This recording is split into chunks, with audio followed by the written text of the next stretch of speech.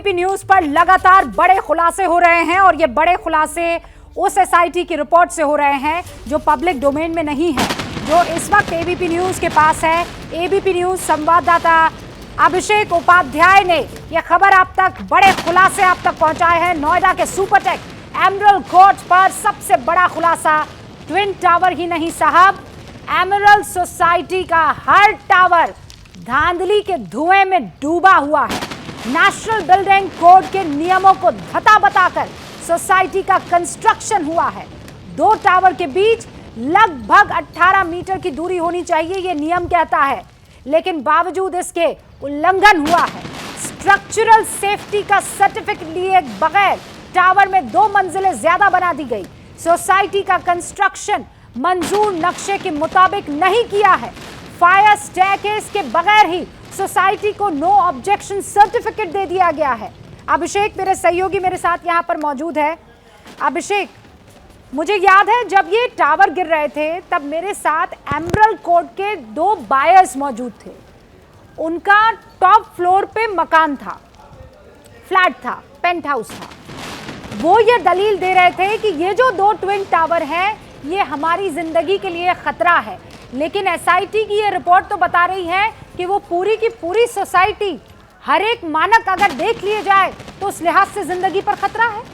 बिल्कुल रूबिका, सबसे देखिए अहम पहलू यही है कि 2 ट्विन टावर तो गिर गए, जिन्हें कहा गया भ्रष्टाचार की इमारत, जो भ्रष्टाचार की इमारत थे इसमें कोई दो राय नहीं, वो तो ध्वस्त हो गए।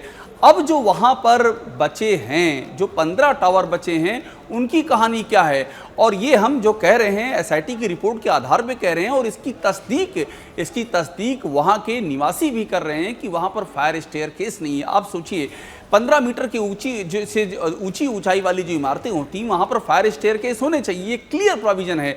इसके बावजूद बिना फायर स्टेयरकेस के ही वहां पर निर्माण हो गया है। अभी कितना बड़ा अपने आप में खतरा है, कितने लोग वहां पर रह रहे हैं। 2 टावर एक्स्ट्रा बना दिए, माफ कीजिएगा, दो फ्लोर आपने एक्स्ट्रा बना दिए हर टावर में, उससे कमाई हुई है। उसके बाद जो फायर स्टेयरकेस है वो नहीं है, जो बगल की जो दूरी है एक दूसरे टावर के बीच में, ये वो नहीं है। और मैं बार बार जोर के देके कह रहा हूं कि ये ऐसा नहीं है कि कोई विशेषज्ञ के आधार पे हमें बात कर रहे हैं, बाकायदा इसकी जांच हुई है।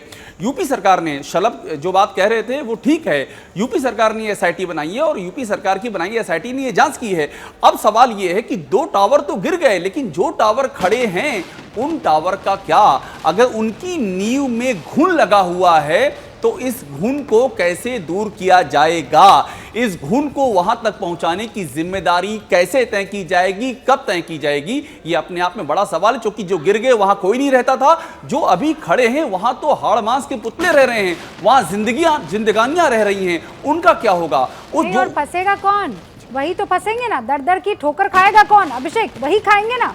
तो ये जो खबर अभी एबीपी न्यूज पर दर्शक देख रहे होंगे, उनमें से कईयों के तो दिल धक धक करने लगे होंगे कि बिल्डर पकड़ा नहीं जाएगा, वो बाहर घूमने चला जाएगा, उसने बाहर अपनी संपत्तियां बना रखी होगी, उसकी सेटिंग हो जाएगी। नोएडा अथॉरिटी के ये तमाम अधिकारी सीईओ, इनका भी कुछ नहीं है, इन्होंने खूब malaइयां ली हैं, अब जिंदगी के ऐशो आराम कर रहे होंगे। नेता, इनकी कॉलर कोई नहीं पकड़ने वाला है। फंसा तो कौन फंसा? जिसने अपनी जिंदगी की पूरी कमाई इन 2 टावर्स के उन 2 मंजिलों पर लगा दी है। बाकियों का तो आप बाद में बात कीजिएगा। ये बहुत महत्वपूर्ण है, इसका जवाब कौन देगा? राजकुमार भाटी जी, नींव कहां से पड़ी? एक तो जो अभी अभिषेक जी ने सवाल उठाया है, शलभ मणि जी बताएं, जो अभी 2 टावर गिरे हैं वो तो सुप्रीम कोर्ट के आदेश पे गिर गए।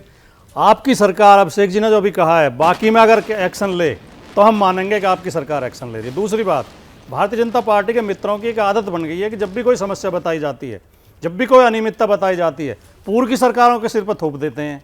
अब शलभ मणि जी, आपकी सरकार ने 15 मार्च 2017 को शपथ ली थी, 6 साल होने जा रहे हैं।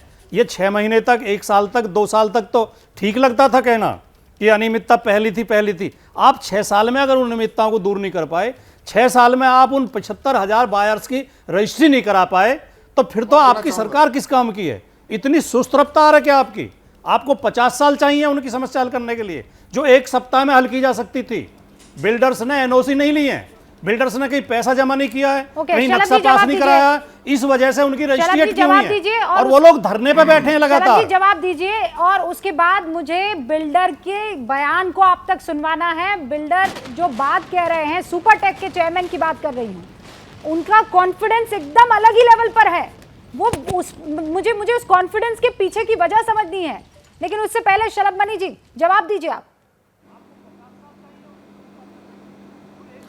भाटी साहब, रफ्तार तो इतनी तेज है कि जिस 40 मंजिल की इमारत को बनाने में आपको 12 साल लगे, जो भ्रष्टाचार की आपकी प्रतिमूर्ति बनी, उसको योगी आदित्यनाथ जी की सरकार ने 12 सेकंड के भीतर नेस्तनाबूद कर दिया। ये हमारी रफ्तार है। और आप क्या चाहते हैं कि आपने कोई श्रेय नहीं है उसमें, सुप्रीम कोर्ट बनाए, जिन फ्लोर्स में लोग रह रहे हैं, बोलने दीजिए। देखिए आप बेचैन होते हैं, लेकिन गलत ना बोलें, सही बोलें तो आप बेचैन हो जाते हैं। इतना संस्कार नहीं कि आप बोलते हो, आप झूठ बोलते हो तो मैं चुपचाप संस्कार सुनता का रहता ठेका तो हूं, आपने मेरी बारी आएगी। सारा लेकिन बीजेपी जैसे ही के आपका लोगों झूठ ने, बेरका आपको होता है, संस्कारी लोगों वो को शोर हत्या में मचाने बलात्कार में लगते रिहा हैं। कर आप देते शोर हैं। क्यों मचाते हैं? रुबिका संस्कार जी, तो आपके पूरे देश रुबिका जी देख रहा देखिए है। शोर कैसे मचा रहे हैं। ये तो वही फिल्म थी, चोर मचाए शोर। वही फिल्म थी, उसी को चरितार्थ करते हैं आप शोर क्यों मचाते हैं? मैं तो आपकी बात धैर्य से सुनता हूं, आप तो तुरंत घबरा जाते हैं कि पता नहीं कौन सा खुलासा कर देगा। एक तरफ रुबिका रुबिका कर रही है, अभिषेक उपाध्याय खुलासा कर रहे हैं और शलभ मणि खुलासा कर देंगे। शलभ मणि खुलासा करेंगे तो समाजवादी पार्टी का जो पाप है, पाप नहीं सॉरी माफ कीजिएगा, महापाप है, वो महापाप जनता तक पहुंच जाएगा। आप ये चाहते हैं कि जो घूस लेके 2 फ्लोर आपने एक्स्ट्रा बनाए उसको हम नेस्तनाबूद कर दें, जो लोग उसमें रह रहे हैं, जो परिवार उसमें रह रहे हैं, उनको हम वहां से बाहर निकाल के फेंक दें। आप रफ्तार जानना चाहते हैं? हमारी रफ्तार तो इतनी तेज है कि आपका जो प्यादा मुख्तार अंसारी है वो भागकर सुप्रीम कोर्ट जाता है हर हफ्ते। हमारी रफ्तार इतनी तेज है कि आपका दूसरा प्यादा अतीक अहमद हर दूसरे हफ्ते उसका परिवार सुप्रीम कोर्ट जाता है, और आप भी जाते हैं, आप भी प्रतिनिधिमंडल भेजते हैं। हमारी रफ्तार इतनी तेज, आप चिंता मत करिए। आपने जो पाप का घड़ा भर कर दिया था, हम उसकी सफाई कर रहे हैं और 6-5 साल के भीतर कर चुके हैं। अजय मिश्रा टहनी किसका प्यादा है जिसने किसानों को कुचल दिया गाड़ियों से? अजय मिश्रा टहनी किसका प्यादा है जिसके बेटे मामले से भटक जाएंगे किसानों को कुचल दिया? राजकुमार भाटी जी एक सेकंड, वो भटका रहे हैं। नहीं मैं लाती हूँ वापस ट्रैक पर। हमारी पार्टी में तो नहीं है। राजकुमार भाटी जी एक सेकंड सुनिए सर। शलभ मणि त्रिपाठी जी, यही तो वजह है ना, यही तो प्रॉब्लम है।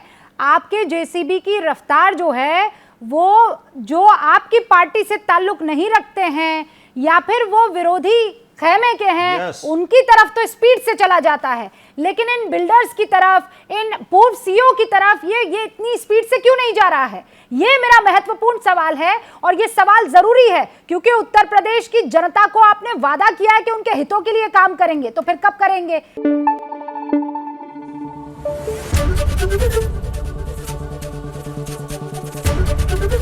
एबीपी न्यूज आपको रखे आगे।